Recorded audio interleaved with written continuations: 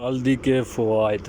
یہ ایک خوبصورت مصالحہ ہے اور یہی نہیں اس کی جمالیاتی صلاحیتیں اس سے بھی بڑھ کر ہیں۔ یہ ہمارے جلد کو نکھارتا ہے۔ آپ نے ابٹن میں یہ روایتی مصالحہ استعمال کیا ہوگا یا کبھی بیسن اور ہلدی کے ساتھ فیس پیک بنایا ہوگا۔ آج بھی ایسا ہی ایک چٹکلا آزمائیں۔ صرف 2 کھانے کے چمچ کے برابر دہی میں 1 چٹکی ہلدی ملا لیں اور چہرے، گردن، ہاتھوں، پیروں اور بازوؤں پر لگا لیں۔ آنکھیں بچا لیں۔ حلقے کے اطراف احتیاط سے لگا لیں۔ یہ فیس پیک جلد کی داغ دھبوں نشانات کو ختم کر دے گا۔ کیل ماسوں والے چہرے کے لیے بھی تریاک ہے۔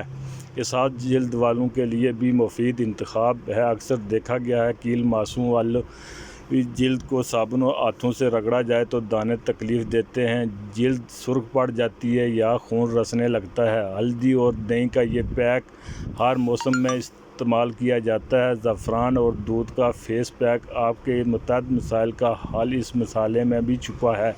جو خواتین رنگت صاف اور گوری چاہتی ہیں ان کے لیے یہ اچھا انتخاب ہے۔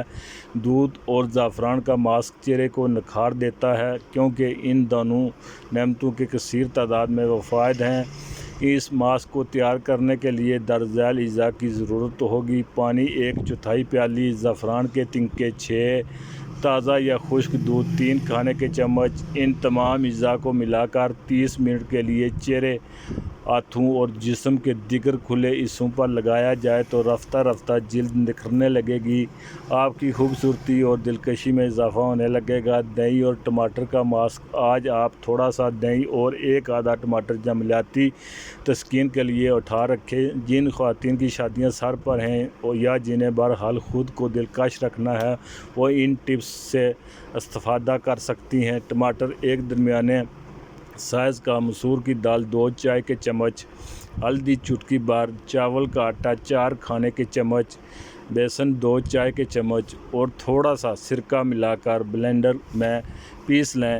ہر روز 20 منٹ کے لیے اس پیسٹ کو چہرے اور گردن کے اطراف لگائیں۔ کچھ دیر مساج کریں اور